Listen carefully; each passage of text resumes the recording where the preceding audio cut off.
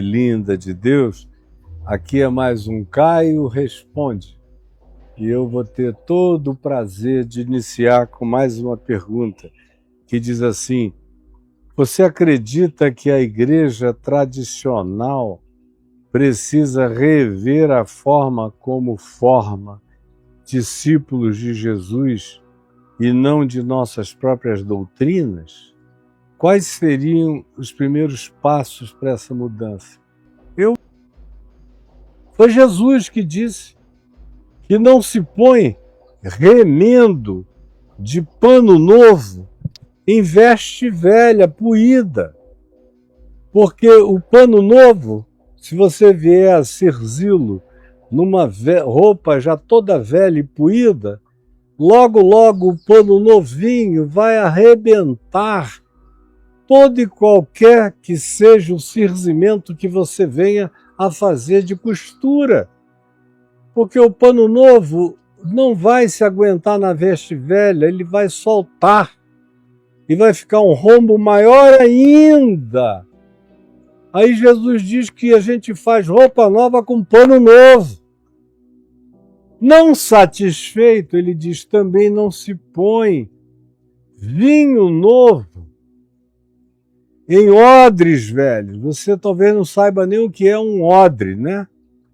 Outro dia eu fiz aí um Instagram mostrando um odre para ver se o pessoal entendia e apliquei esse princípio de Jesus.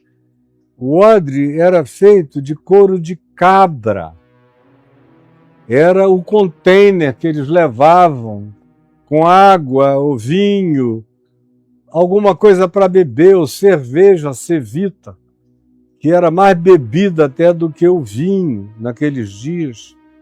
E não tinha sido uma invenção romana, isso já vinha desde 4, 5 mil anos atrás, no mínimo, tanto quanto o vinho. E não era suquita, era um vinho que embebedava se você exagerasse. A cerveja também embebedava se você exagerasse.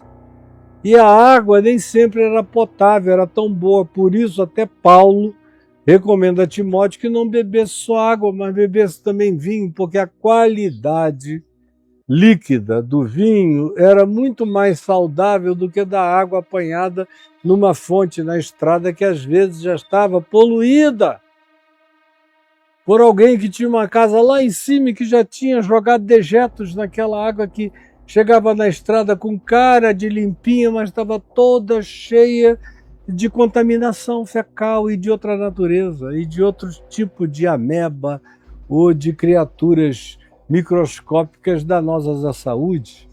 Pois bem, então Jesus disse: não se põe remendo de pano novo em veste velha e não se bota vinho novo em odres velhos. Por quê?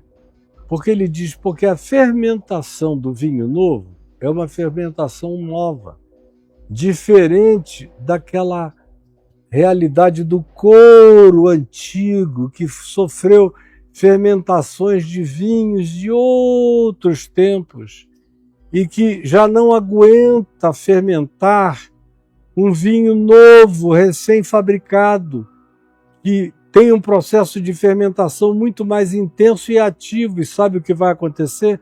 Vai arrebentar o couro e você vai perder o vinho todo.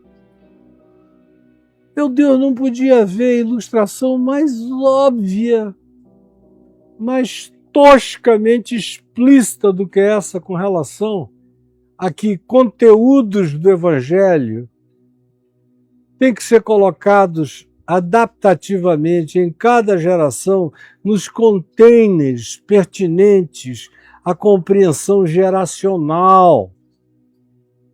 Que foi, por exemplo, o que Paulo disse. Se eu estou no meio de judeus, eu falo de um modo que os judeus me entendam. Se eu estou em Corinto, eu falo de um modo que os de Corinto me entendam. Se eu estou em Éfeso, com todas as sofisticações que havia intelectuais e acadêmicas em Éfeso, ou em Atenas, ou em outros lugares, eu prego o mesmo evangelho, só que sabendo que ele vai cair num container diferente, e eu preciso apresentá-lo de uma maneira em que ele se preserve naquela ambientação geracional. Ora, o que você chama de igreja tradicional no protestantismo, porque você não é católico, dá para sentir aqui, é tudo coisa que foi fabricada no século XVI. Você veste roupa do século XVI? Você sai na rua à la Calvino, sapato de Calvino, meia branca de Calvino. Você anda lá Lutero? Você anda lá John Knox? Você anda lá Zwinglio? Você anda conforme as pessoas daqueles dias? Claro que não. Seria patético.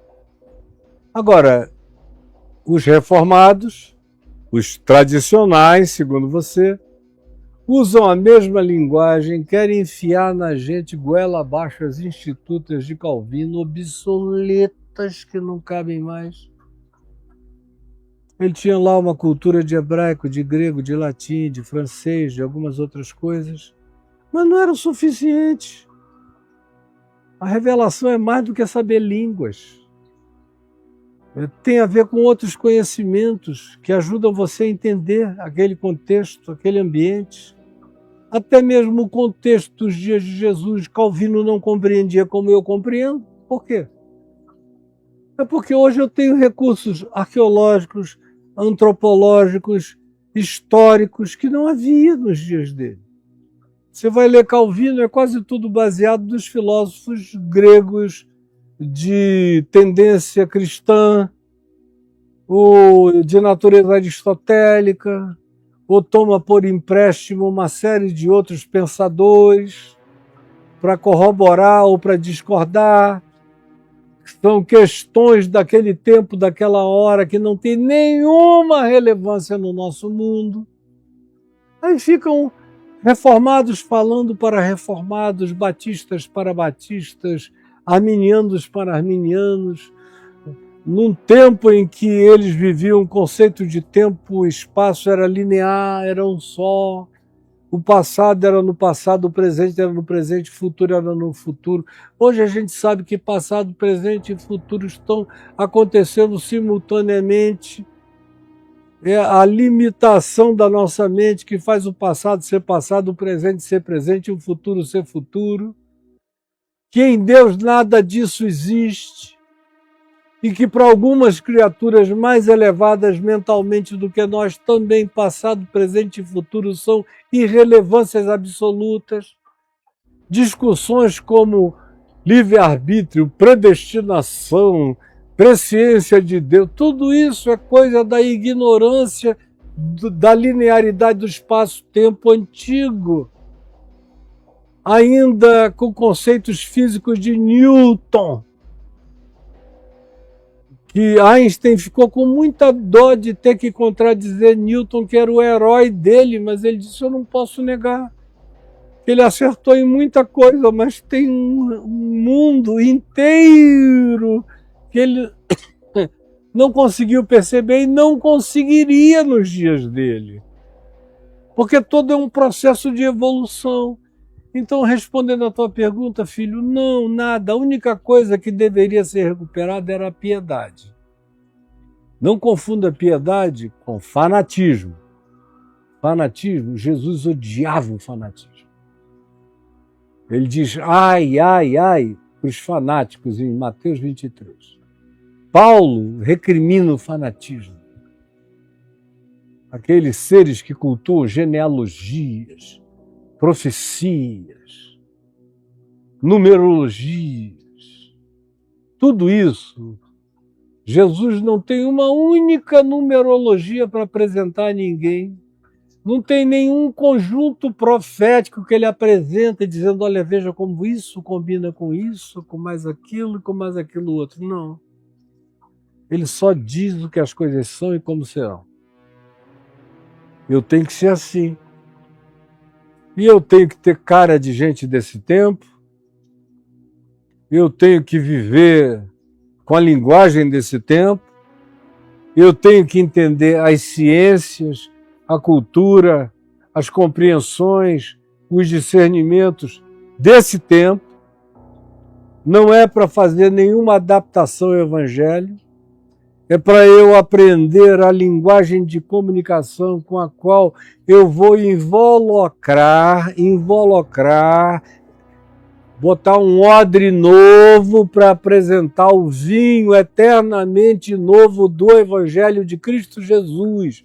Então, pega esse pacotão todo e joga fora, meu filho. É por isso que essa igreja só cresce, os tradicionais crescem vegetativamente. Quase ninguém se converte nessas igrejas. Presbiterianas, batistas, anglicanas, luteranas, é crescimento vegetativo dos filhinhos que vão gerando mais filhinhos. E se pararem de ter filhos, a igreja diminui e encolhe, como foi na Europa. Pararam de reproduzir, as igrejas fecharam aos milhares, viraram templos e mesquitas muçulmanas, ou então casas de show, de dança, de ginástica, teatro ou residências pessoais lindas e maravilhosas, porque eram edificações belíssimas. Presta para mais nada. Virou só odre vazio. Então, diante do que Jesus ensinou, e eu estou ensinando isso desde que eu me converti, eu já me converti praticando isso, joguei tudo para fora e disse, não, vou começar tudo de novo. Jesus deseja que cada nova geração pegue o evangelho intacto que ele ensinou, mas zere a metodologia de comunicação e comece tudo outra vez, com outra linguagem, com outra comunicação, para a gente se fazer entender no evangelho eterno que não muda, mas o modus operandi comunicativo tem que ser alterado de geração em geração para melhor compreensão da imutabilidade do evangelho de Cristo Jesus. Eu espero que você tenha entendido.